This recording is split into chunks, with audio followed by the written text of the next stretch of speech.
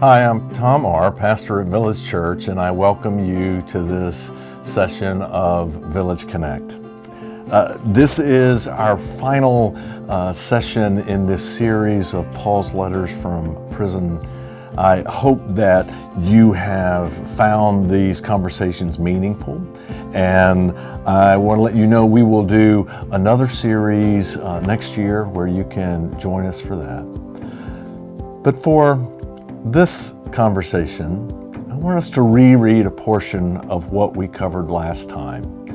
Turn again to 2 Timothy chapter 4 and read verses 9 through 15. Read that, and when you've finished, come back and we'll start the conversation.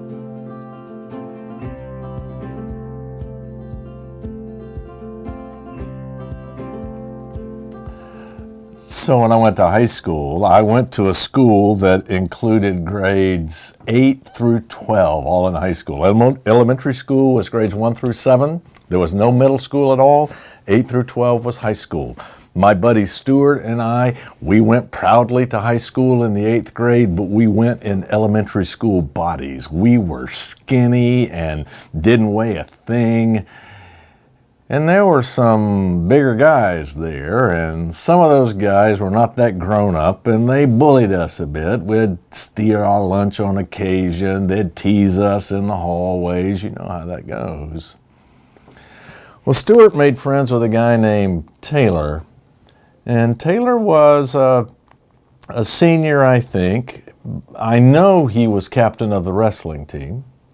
And one day we were in the cafeteria and some guys came up and they were taking our lunches, or part of our lunches, I remember. And Taylor walked up to these bullies and said, "You guys aren't messing with my friend Stuart, are you?"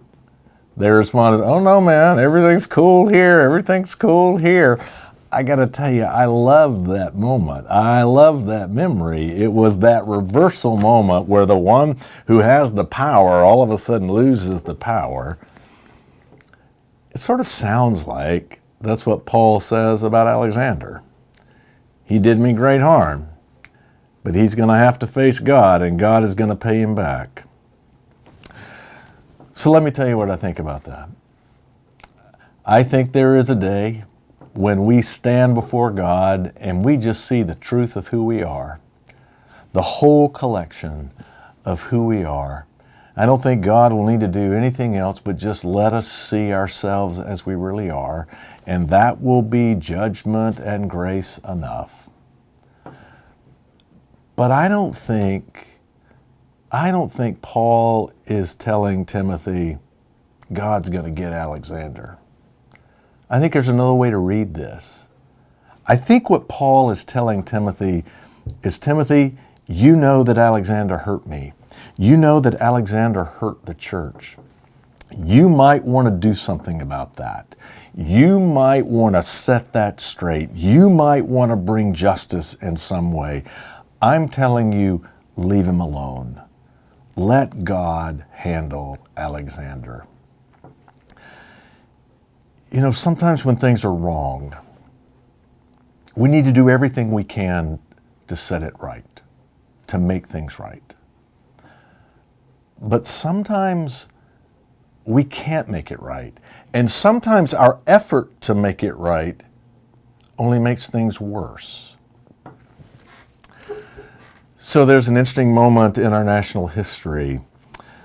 James Garfield was elected as the 20th president of the United States. What was interesting about his election is he didn't run. He made no campaign speech. When he was asked to be the candidate by the convention, he said he didn't want the job, but he got elected. And about 4 months into his presidency, he got shot. Now, he died, but not from the bullet. He died from his doctor.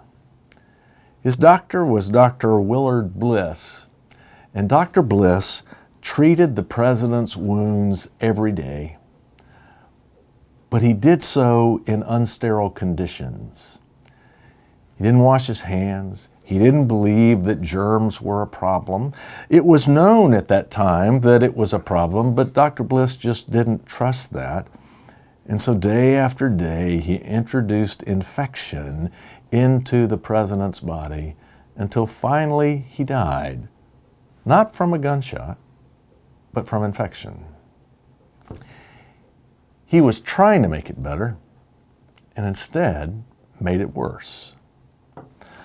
Sometimes that's the case with us. There are things that we can fix, but there's some things we just can't fix.